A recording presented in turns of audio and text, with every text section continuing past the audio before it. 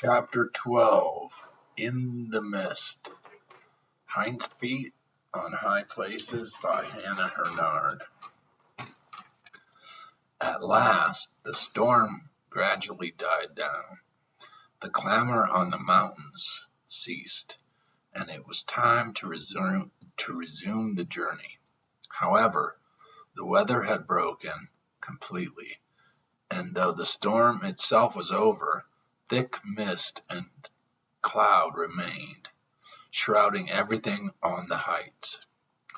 When they started, the mist was so thick that they could see only the trees on either side of the narrow path, and even they looked ghostly and unreal. The rest of the forest was simply swallowed up and entirely lost to sight, veiled in a cold and clammy white curtain. The ground was dreadfully muddy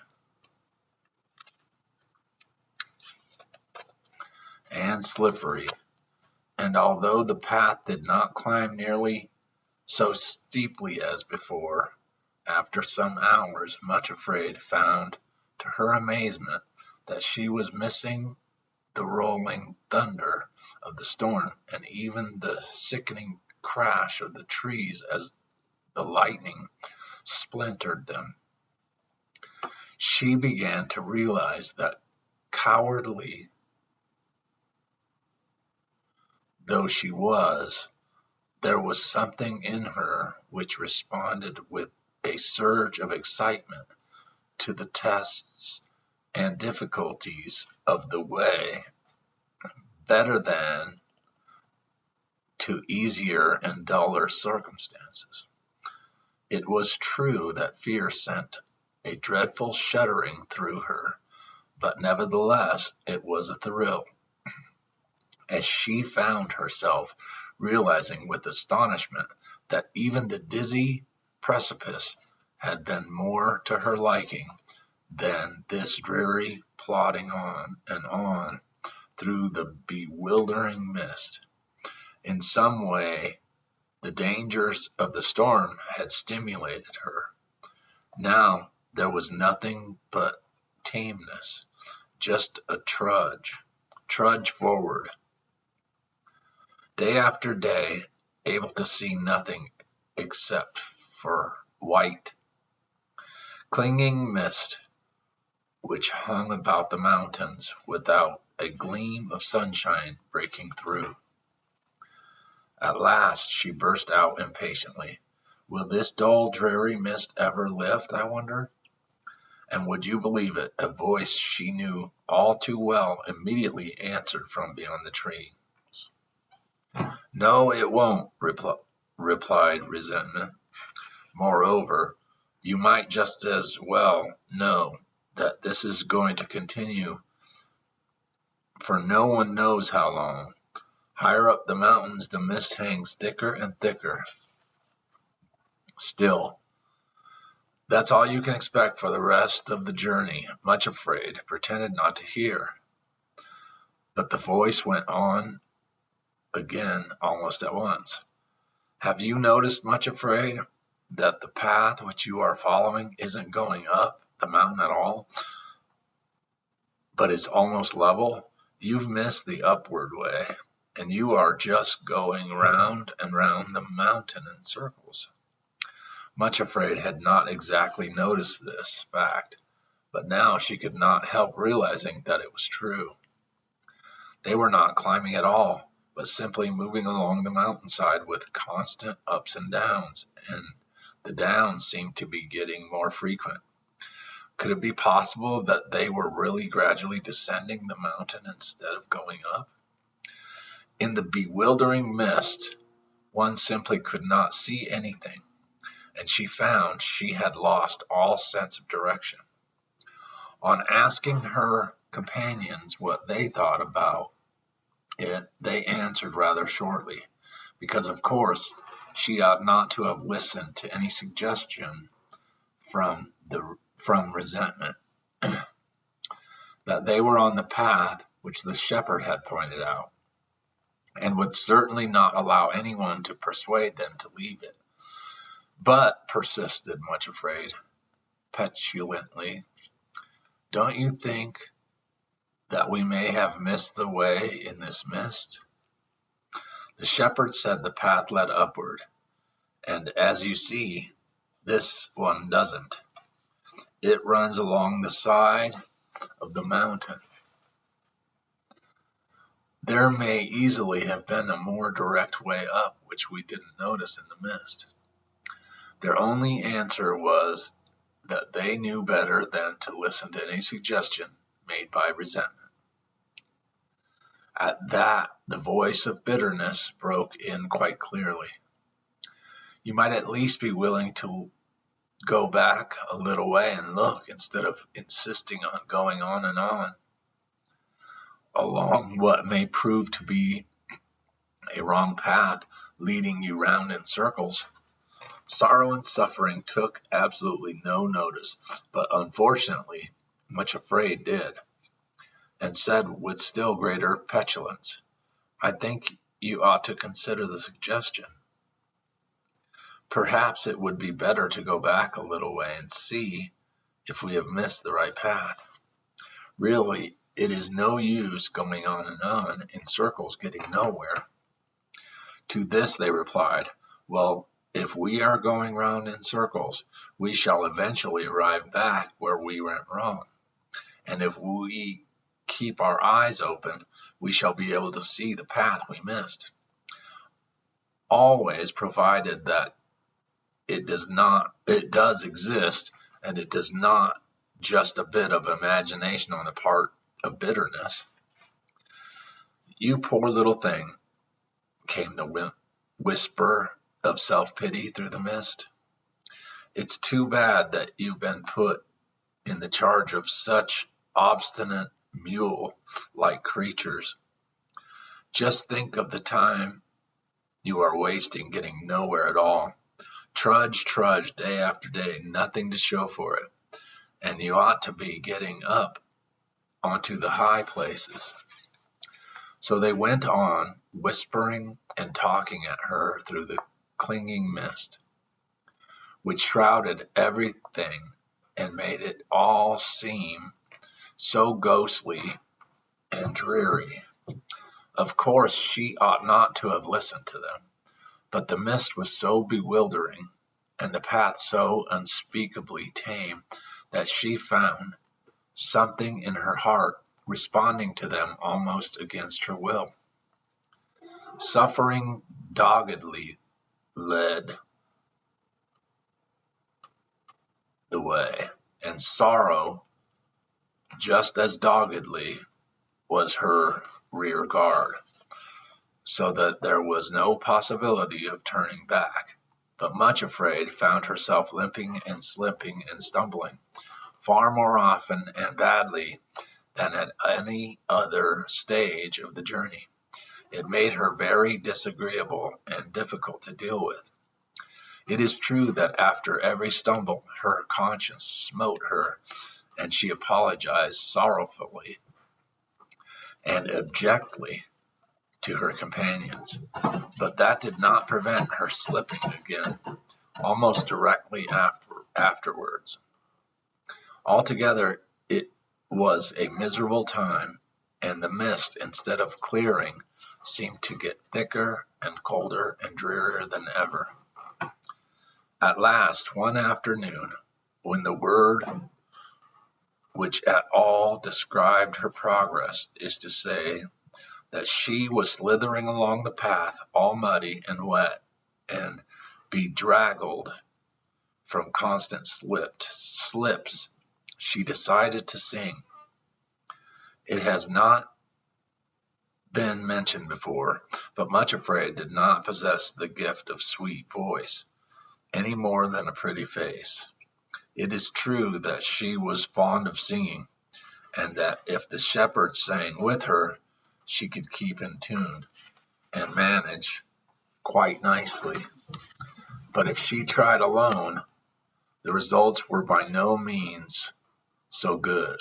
However, the mist was so thick and clammy that she was nearly stifled, and she felt she must do something to try to cheer herself and to drown the ghostly voices which kept whispering to her through the trees.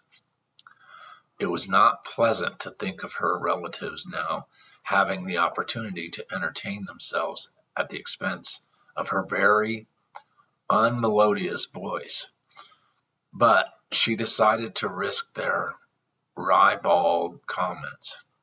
If I sing quite loudly, she told herself, I shall not be able to hear what they say. The only song she could think of at the moment was the one which Sorrow had taught her in the hut.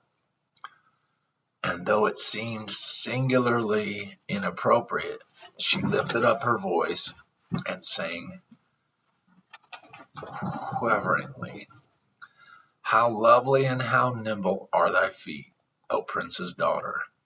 They flash and sparkle and can run more fleet than running water. On all the mountains there is no gazelle, no roe or hind can overtake thee, nor can leap as well, but lag behind. Can't 7-1. There was perfect silence as she sang. The loud, sneering voices of her enemies had died away altogether.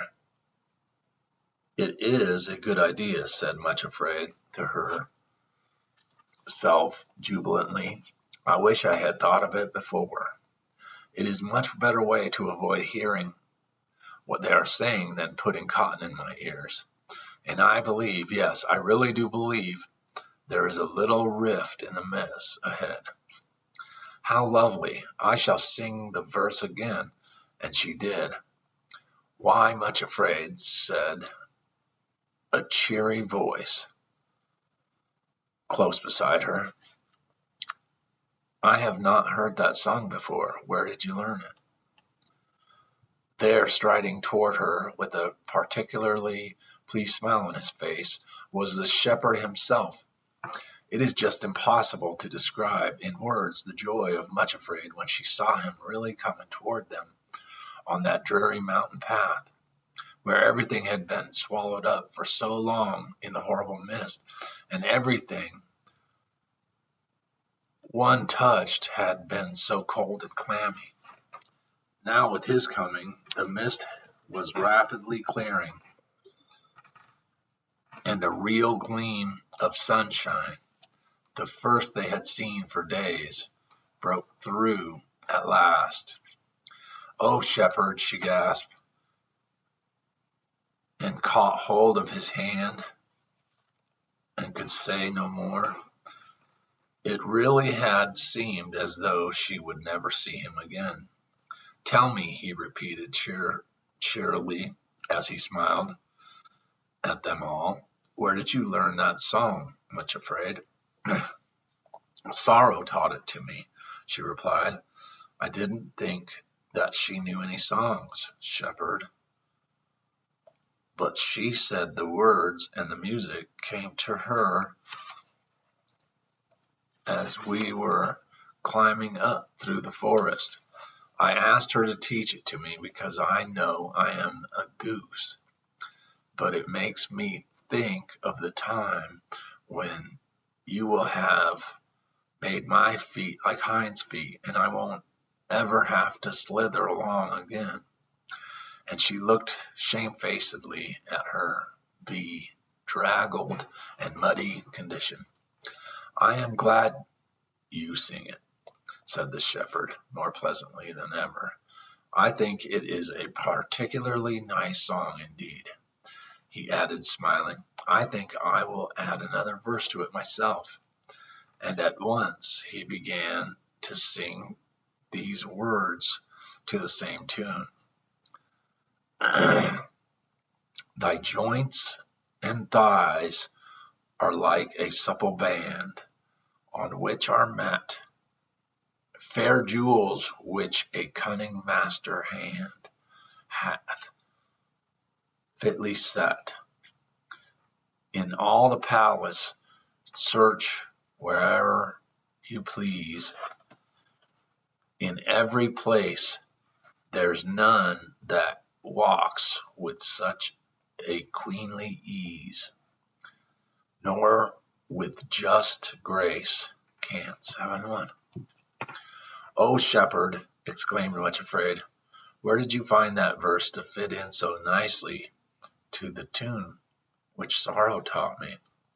Again he smiled at her in the nicest possible way and answered, "The words came to me just now as I followed you along the path." Poor Much Afraid, who knew that she had been slipping and stumbling in the most dreadful way, indeed worse than any other time, flushed painfully all over her face, said nothing, only looked at him almost reproachfully. Much Afraid said he had very gently Much afraid, said he very gently, in answer to that look, "don't you know by now that I never think of you as you are, but as you will be, when I have brought you to the kingdom of love and washed you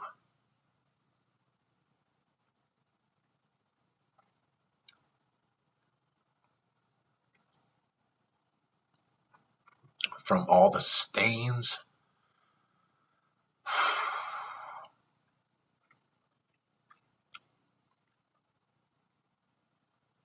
and defilements of the journey. If I come along behind you and notice that you are finding the way especially difficult and are suffering from slips and falls, it only makes me think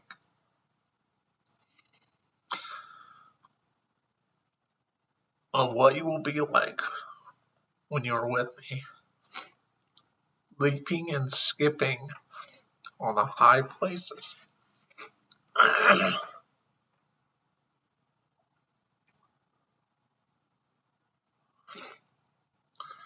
"Wouldn't you like to learn and sing my verse just as much as the one sorrow taught you?" "Yes," said Much Afraid, thankfully, and taking his hand again. "Certainly, I will learn it and sing about the cunning master hand which takes such pains with me." By this time, the mist had actually melted right away,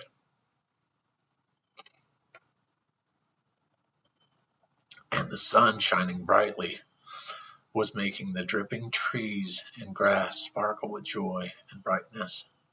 All three thankfully accepted the suggestion of the shepherd that they should sit down for a short time and rest and rejoice in the sunshine. Sorrow and suffering withdrew a little, as they always did when the shepherd was present, leaving him to talk with Much Afraid alone. She told him all the dismal tale of their long wanderings in the mist,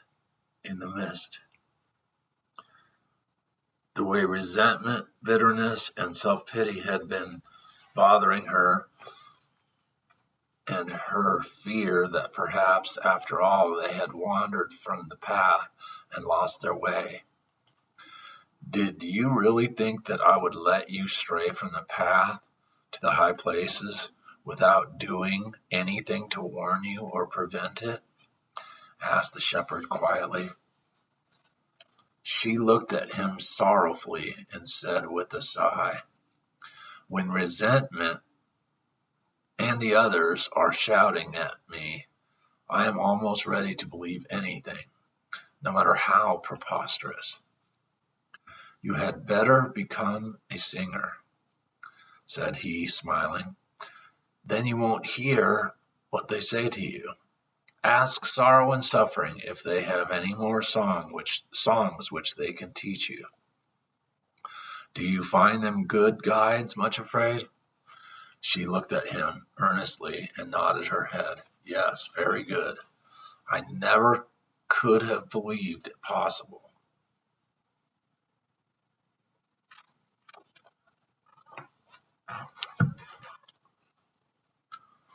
But in a way, I have come to love them.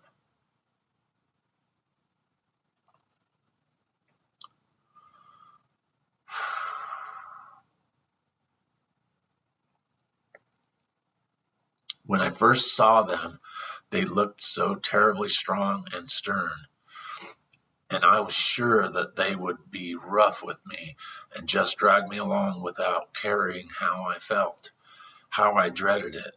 But they have dealt with me very kindly indeed. I think they must have learned to be so gentle and patient with me by seeing your gentleness. I never could have imagined without. I never could have managed without them.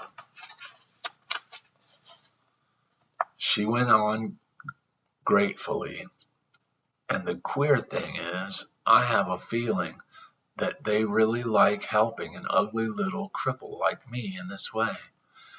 They do truly want to get me up to the high places, not just because it is the commandment which you have given them, but also because they want a horrid coward like myself to get there and be changed.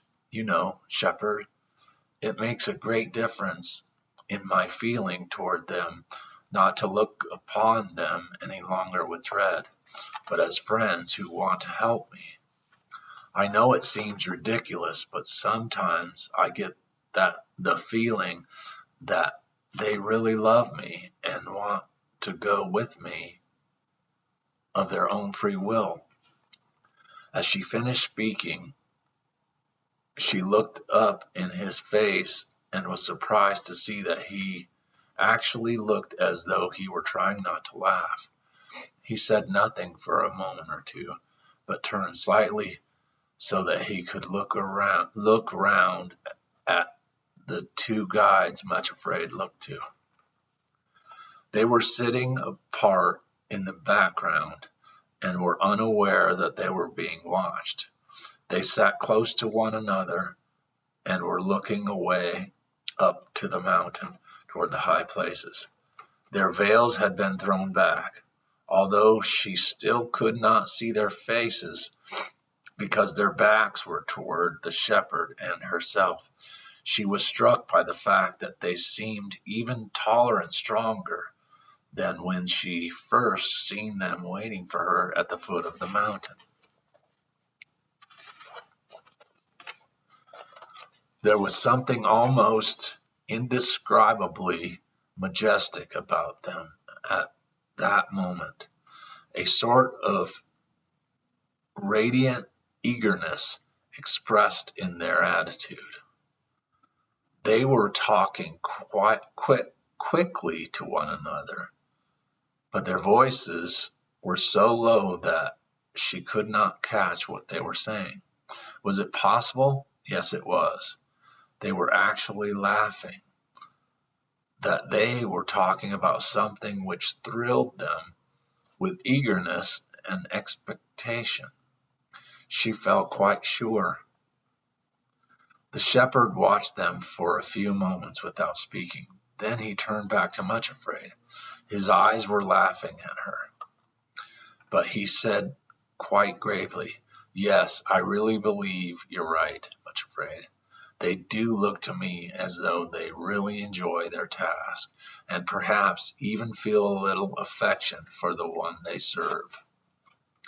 Then he really did laugh out loud.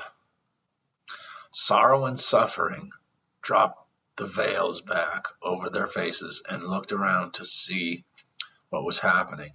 But the shepherd had something more to say before he sped them farther on the journey. The laugher died out. on his face, and very seriously he asked, "Do you love me enough to be able to trust me completely, Much Afraid?" She looked at him in the usual startled fashion, so natural to her whenever she sensed that he was preparing her for a new test, then faltered, "You know that I love you, Shepherd, as much as my cold little heart is capable. You know that I love you, and that I long to trust you as much as I love you, that I long both to love you and trust you still more. Would you be willing to trust me?" he asked, "even if everything in the wide world seemed to say that I was deceiving you? Indeed, that I deceived you all along?" She looked at him in perplexed amazement. "Why, yes," she said, "I'm sure I would, because one thing I know to be true. It is impossible that you should tell a lie. It is impossible that you should deceive me. I know that I am often very frightened at things which you ask me to do," she added, shamefacedly and apologetically, "but I could never doubt you in that way. It's myself I'm afraid of, never of you. And though everyone in the world should tell me that you have deceived me, I should know it was impossible." "Oh, Shepherd," she implored, "don't tell me that you think I really doubt you, even when I am most afraid, and cowardly, and despicably weak. You know I trust you. In the end, I know I shall be able to say, 'Thy gentleness hath made me great.'" He said nothing for a little, only looked down very tenderly, almost pitifully, at the figure now crouching at his feet. Then, after a time, he said very quietly, "Much Afraid, supposing I really did deceive you, what then?" It was then her turn to be quite silent, trying to grasp this impossible thing he was suggesting, and to think what her answer would be. What then? Would it be that she could never trust, never love him again? Would she have to be alive in the world where there was no shepherd, only a mirage and broken lovely dream? To know that she had been deceived by one she was certain could not deceive, to lose him. Suddenly she burst into a passion of weeping. Then after a little while she looked straight up into his face and said, "My lord, if you can deceive me, you may. It can make no difference. I must love you as long as I continue to exist. I cannot live without loving you."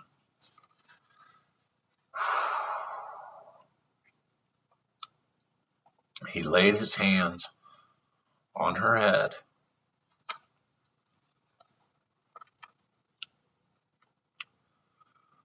Then, with a touch more tender and gentle than anything she had ever felt before,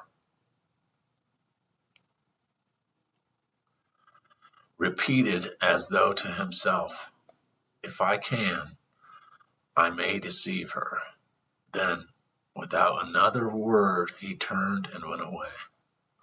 Much Afraid picked up a little icy cold pebble which was lying on the ground where he had stood, put it in her bag, then tremblingly rejoined Sorrow and Suffering, and they continued their journey.